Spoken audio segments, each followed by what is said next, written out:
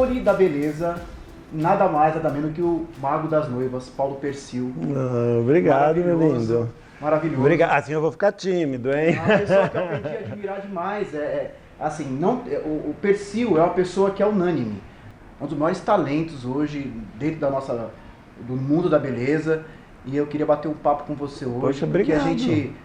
Minha primeira viagem como educador foi do seu lado, para Vitória. Olha. Evento que a gente fez lá e foi em 2005, eu acho. E até hoje a gente não parou. E você hoje continua aí no auge ainda, né, Paulo?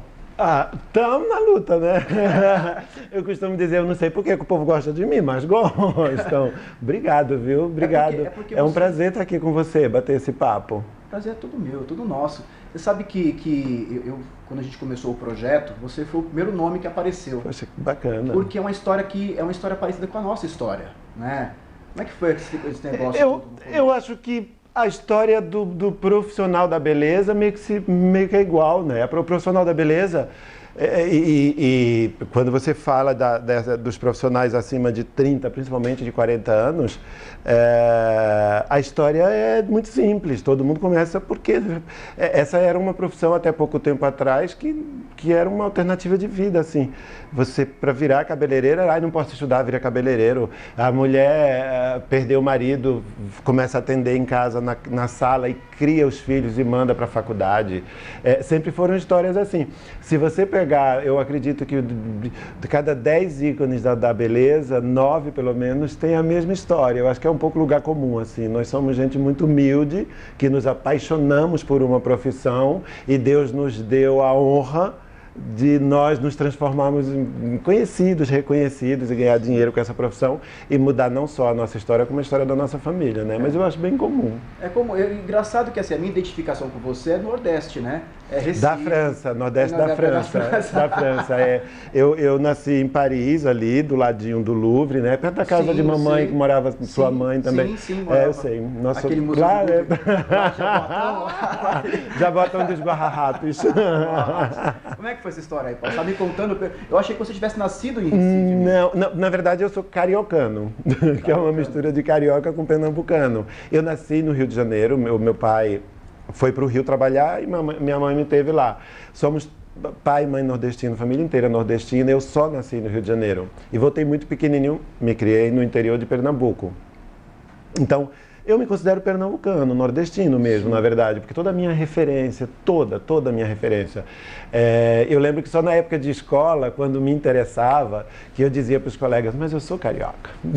Imagina, eu estudava lá no interior de Pernambuco, numa cidadezinha chamada Camusim de São Félix, de 10 mil habitantes, uma cidade super pequenininha, no agreste de Pernambuco. E aí na escola, quando eu queria provocar com os meninos, eu dizia, eu tinha mesmo como provar, né? Eu nasci no Rio de Janeiro, então eu dizia, eu não sou daqui. Eu nasci no Rio de Janeiro, como se fosse algo. Mas, você está na profissão há quanto tempo, Paulo? Essa história, esse capítulo da profissão, eu acho que é o capítulo mais interessante, assim, da minha história. Primeiro, porque eu demorei muito. Eu virei cabeleireiro, me tornei cabeleireiro, tive um encontro profissional aos 26 anos. Eu queria ter aos 15, eu acho que eu teria conseguido ainda mais coisa, sabe? Então já era muito tarde. Eu trabalhei muito em muitas coisas. Eu trabalhei desde os 7 anos de idade, enfim, fiz tudo que você imaginar no interior de Pernambuco. Sim. Você morando dentro dos matos, você crescia, já ia para a roça trabalhar, já era uma atividade até normal. A gente até tinha o trabalho como brinquedo, todo dia brincadeira era o trabalho, era o roçado, era a enxada, era a foice, era o que fosse para a gente viver aquilo, né? Até para se alimentar, aquela era a nossa realidade. E aí você vai crescendo, família muito pobre, precisa trabalhar, o pai morre, ajudar a mãe, aquelas coisas. Eu não tive tempo de pensar numa profissão, não dava tempo, era só tempo de trabalhar. A gente só tinha tempo de arrumar um emprego, um trabalho, um serviço, alguma coisa. E quando eu podia, agora eu posso pagar uma faculdade, agora eu posso pensar na minha vida, foi aí que eu encontrei essa profissão. Então, eu acho uma pena eu ter encontrado ela tão tarde. Eu teria feito mais tragédia nessa profissão. Mas com 26 anos já era um homem feito já. Já tinha viajado para fora do Brasil, o que ajudou muito, viu? Porque você imagina, eu acho que para eu ter me tornado o nome que eu me tornei na área de penteado, que é uma área de luxo, né? Porque eu vivi sempre do luxo, vindo do interior de Pernambuco, sem referência, sem cultura, com muito pouco estudo. Eu acredito que teria sido muito difícil eu construir a minha carreira como eu construí, uma vez que eu já tinha ido para fora do Brasil, já tinha uma visão, já tinha conhecido museus na Europa, já vivia, a cabeça já estava formada diferente, né? Então, eu acho que quando você começa tarde numa profissão, talvez aí ajude muito porque você tem mais pressa. Quando você começa lá pelos 18, com preguiça, para 6 meses, para 3, muda de emprego. Quando você começa com 26, não, você quer muito, e você quer muito rápido. E esse querer muito rápido fez com que eu, em 1 ano e meio, na profissão, já atendesse 12 noivas num sábado. Caramba! Isso foi lá em Recife, não? Aqui em São Paulo? Tudo aqui. Tudo aqui em São Paulo? Tudo aqui. Em Pernambuco eu trabalhei... Quer mesmo saber? Eu quero saber, lógico. Vamos começar pelo abecedário?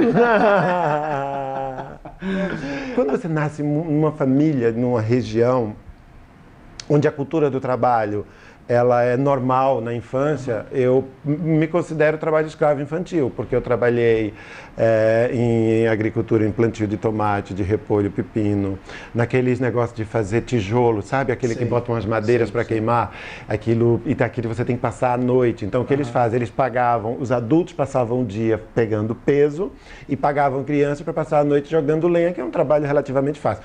Mas, menino, aquilo pra gente era uma diversão. Não pensa você que eu sofri em nenhum momento. Era a diversão do mundo inteiro. Primeiro, sair de casa. Sim. Quando você tem 7, 8, 9, 10 anos, o que você mais quer na vida é sair de casa. Mora numa cidadezinha do interior que você podia... Não existia violência, nada disso.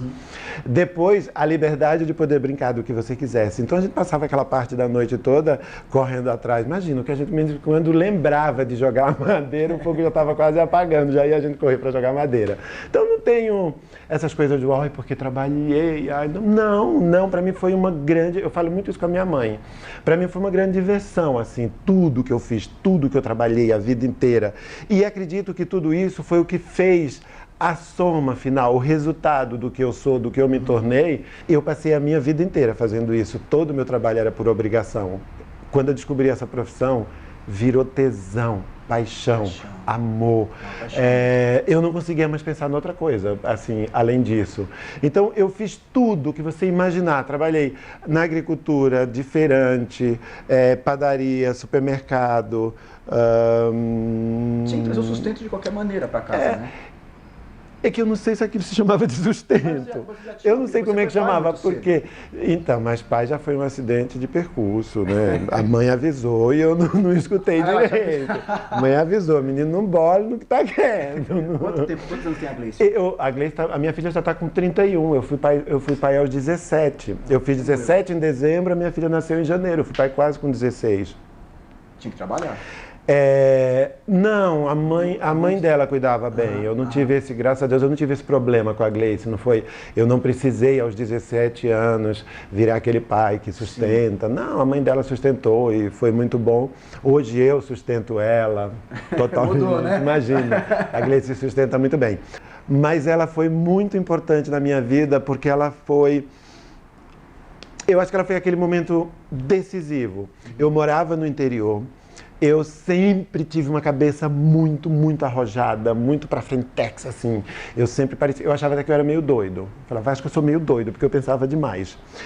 E eu morando numa cidade do interior, a minha mãe não deixava eu ir embora. Eu queria ir para São Paulo, Salvador, Maceió, Recife, Paris, Milão, Moscou, qualquer lugar que não fosse Caruaru, que não fosse o Agreste de Pernambuco, não fosse a minha cidade. Eu queria ir para o mundo. E a mãe não deixa, você é jovem, sua mãe vai deixar.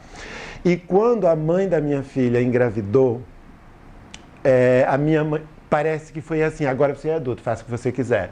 Só que isso me libertou daquela coisa familiar de dentro de casa. A minha mãe foi pai e mãe, meu pai morreu, eu tinha 11 anos, então ela era, aqui diz, você imagina, mulher nordestina, sim, forte, pai e mãe, você já imagina a força que tem isso, né? Mas com o nascimento da minha filha eu pude ir para o mundo e isso ajudou muito. porque foi um passo seguido do outro que foi me levando, me trazendo para São Paulo. A gente, muito, né? muito. Amadurece a gente. Quando você está sozinho no mundo, quando eu saí de casa com 16, porque ela engravidou, eu tinha 16. E aí foi um passo para vir para São Paulo, foi um passo para eu vir me dar bem aqui em São Paulo. Mais uma vez, eu acredito, se eu tivesse saído direto de Camusim de São Félix para a profissão, teria sido mais difícil. Se eu tivesse saído de Camusim de São Félix para São Paulo, teria sido muito mais difícil. Rapaz, a gente não fala dessas coisas. Eu não conhecia escada rolante. Quando eu cheguei aqui em São Paulo, metrô. Eu lembro que eu entrei no metrô, me deu um desespero tão grande, tão grande, tão grande, porque eu estava cheio de sacolas e eu sempre pensava, eu vim com uma amiga aqui para São Paulo, e eu sempre pensava, se eu me perder? Porque é verdade, naquela época não existia celular, nada disso. Então você fica pensando em você se perder num negócio desse. Você lembra? 90, fevereiro de 90. Eu cheguei em São Paulo, eu saí do Recife numa quarta-feira de cinzas, peguei o carnaval inteiro. Na quarta-feira peguei um ônibus, vim de ônibus, 3 dias para chegar em São Paulo. E 2 noites, né? 3 dias, 3 dias com 2 noites. Eu não sei porque a gente conta dia com noite, noite com dia, é um negócio desses. E eu vim para São Paulo. E eu não vim para São Paulo com... Engraçado, eu não vim para São Paulo com esperança. Eu vou para São Paulo construir uma história. Não, foi engraçado, eu vim para São Paulo meio de curiosidade, assim. Eu não tinha pretensão exata de ficar aqui. E como começou? E como entrou? Como você teve esse encontro com a beleza? Eu tinha um amigo que era cabeleireiro. Normal, amigo, como somos amigos. Por acaso você é cabeleireiro, você podia ser. Sim. E esse amigo sempre dizia, vai no meu salão. Vai no meu salão. Até que um dia, aquelas coincidências da vida, nós marcamos de sair, eu fui no salão dele para pegar ele 7 horas. A gente tinha que sair 7 horas. Cabeleireiro que marca 7, sai 9. Você conhece essa história? Sim. E aí eu fiquei sentado numa antessala, mais ou menos a uns 15 metros, e ele começou a pentear uma família de noiva. Eu me apaixonei por aquilo, porque para mim, noiva sempre foi uma mulher de branco. Eu nunca, na vida, todo mundo tem prima, tia, amiga que casa, vê casamento em novela. Para mim, só era estranho quando a noiva aparecia de vermelho, como uma novela, um filme, de preto para fazer uma comédia, uma história, sei lá o quê. Mas para mim, noiva era uma mulher de branco, ponto. Eu não olhava se a noiva tinha cabelo preso, cabelo solto, se usava brinco, se usava... Para mim, era uma mulher de branco. E ele começou a fazer aquilo no cabelo, que é uma escultura, né? Penteado é uma escultura. Eu fiquei enlouquecido com aquilo. Enlouquecido. Eu não conseguia acreditar. Eu não sei se alguma coisa já te impactou assim.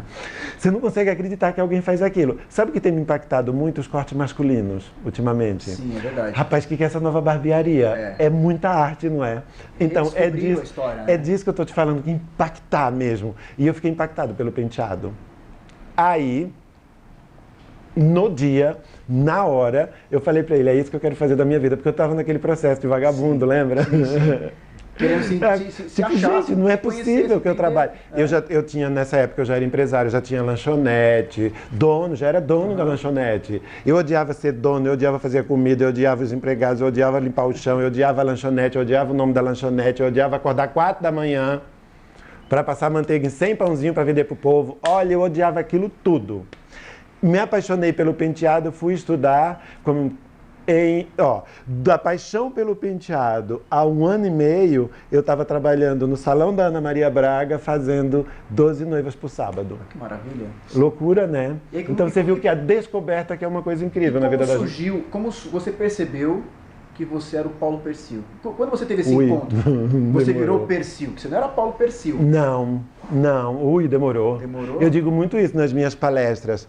Tá com pressa, porque às vezes, você sabe disso, a gente educa, e o aluno, né, decepcionado com ele mesmo, porque não consegue fazer aquele movimento que você treinou 15 anos para fazer. E eu sempre digo isso. Eu tive consciência do poder do meu nome depois que eu fiz a Tina Onassis. Ali eu tive, porque assim, quando eu fiz a Tina Onassis, foi aí que surgiu o Mago das Noivas, porque o Mago das Noivas surgiu, foi uma matéria da revista Vogue. A revista Vogue fez uma matéria escolhendo os 10 tops do casamento no país. um cabeleireiro, um estilista, um decorador, e eu fui escolhido como cabeleireiro. E aquelas surpresas, eu não sabia que era eu, foram lá, fizeram a matéria, não sabia que era eu, nada, não foi muito escândalo, mas a matéria era de página dupla, uma matéria incrível. E o título da matéria, cada um era o queridinho das noivas, a rainha das tesouras, era meio aquelas coisas de jornalista. E o meu era Paulo Persil, o mago das noivas. Então foi a Vogue que te deu o título de Foi a Vogue.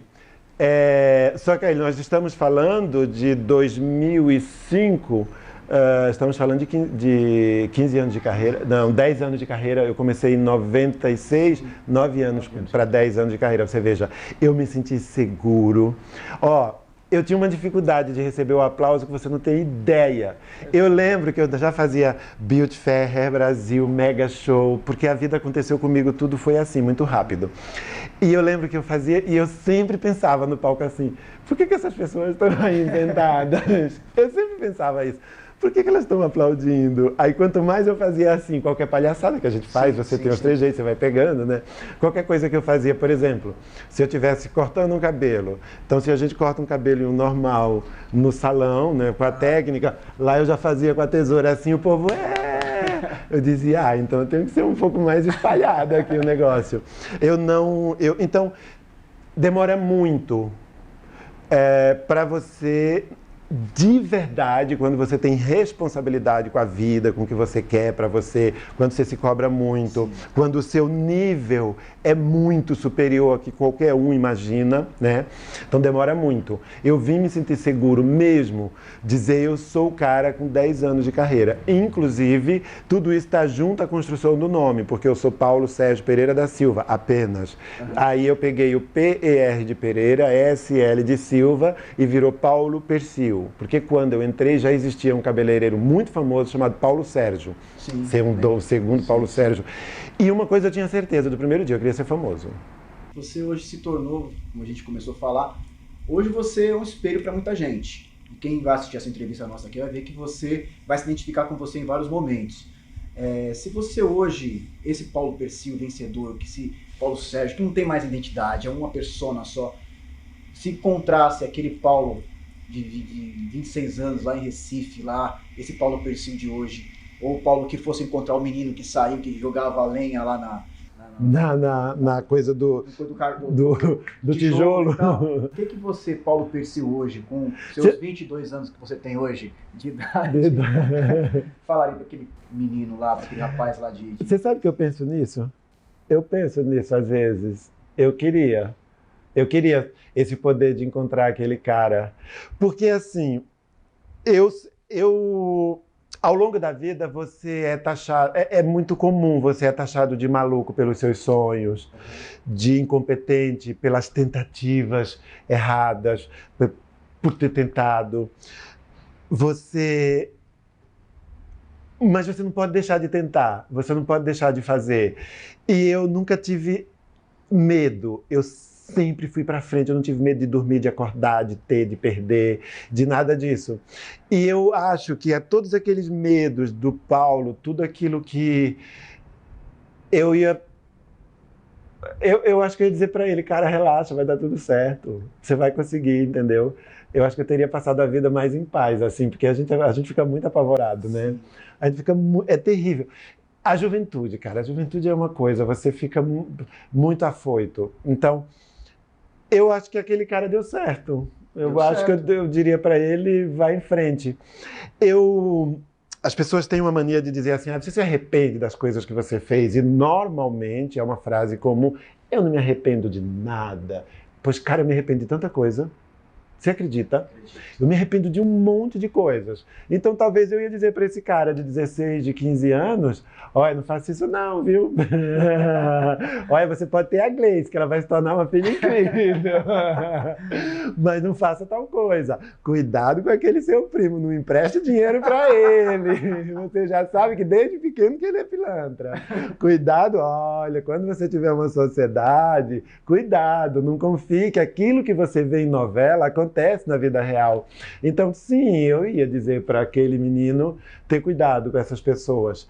E, ao mesmo tempo, eu não sei se eu não tivesse passado o que eu passei, se eu seria esse cara que eu sou hoje. Eu hoje dou uma palestra com tanta propriedade, sabe? Porque eu vivi. Então, talvez, eu não sei se voltar e se consertaria algo. Mas eu acho que se eu voltasse, eu ia ficar muito emocionado em dizer para esse menino que ele deu certo. Quem é o Paulo Persio? Ai, um sonhador, doido. Ai, bicho, eu sou doidinho, doido da cabeça. Eu tenho um problema muito grave, assim, que me resume muito. Essa entrevista para mim é velha, eu queria fazer outra amanhã, entendeu? Tudo que eu acabei de fazer, eu acabei. Então eu faço uma capa de revista, quando sai nas bancas eu já não quero mais, porque eu quero a próxima capa. E eu sou assim para minha casa, eu mudo com muita facilidade de casa, de carro, eu não mudo de amor, de família, essas coisas, eu sou muito apegado. Porque eu sou um camaleão, um cara em transformação total. Eu não carrego nada, eu não guardo roupa velha, eu não guardo nada, eu não carrego nada. Eu vou morrer sozinho, vou morrer livre. Eu falo tudo que eu quero, tudo que eu penso. Tem poucas pessoas e coisas na vida que eu não disse na cara dela o que eu achava, o que eu pensava. Eu não tenho mágoas, não tenho medo, eu não tenho medo de nada. Aí eu tenho. Olha. Medo de ser assaltado. Pode ser? Sabe assim? Mas tipo, sabe assim, coisa assim. Ai, porque você vai abrir um salão e vai fechar, a gente abre outro. Ai, porque vai trabalhar num lugar, chega lá, vai dar errado, porque aquele cara, eu sei que aquele cara não presta. Pois eu vou, se ele não presta, eu vou pro outro, vou para outro. Eu não tenho medos, sabe? Eu não tenho, eu mudo. Se tiver que morar numa mansão, eu moro. Então eu sou um cara em evolução, eu tô aqui de passagem só. Eu não quero nada disso aqui, eu quero só o que eu já construí. Eu sou muito feliz com o que eu construí, entendeu? Eu queria deixar um legado e eu acho que eu fiz a minha parte. Não tem a história de plantar uma árvore? Sim. Eu plantei um Amazonas. Sem dúvida. Uhum. Sem dúvida. E eu sou muito feliz com isso. Sim, você é uma inspiração para muita gente, cara. Eu fiquei muito feliz, assim, muito feliz mesmo, assim, que a gente passaria mais 5 horas conversando aqui, porque a gente tem ação sempre para falar, a gente fala muito. E Paulo, fiquei muito feliz, cara, de conversar com você. Poxa, você é uma inspiração para muita gente. Você é um querido, todo mundo que a gente conversa.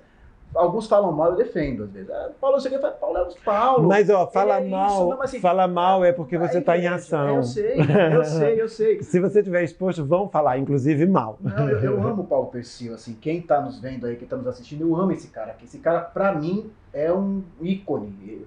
O Paulo vai passar, porque a gente passa nessa vida aqui, eu sempre brinco que uma hora chama a nossa senha lá em cima, só que nós temos um legado deixado aqui, dizem que ninguém é insubstituível, e não é verdade. Você é um cara insubstituível, porque histórias são muito pessoais, né? E assim, você realmente carrega a ideia do mago das noivas, do rei das noivas. Você realmente é a maior referência que a gente tem no nosso país hoje. Você é uma lenda viva, cara. Obrigado. As pessoas, é verdade. Não é à toa que 500 mil te segue no Instagram e acha que você com propriedade, com defeitos ou não, humano.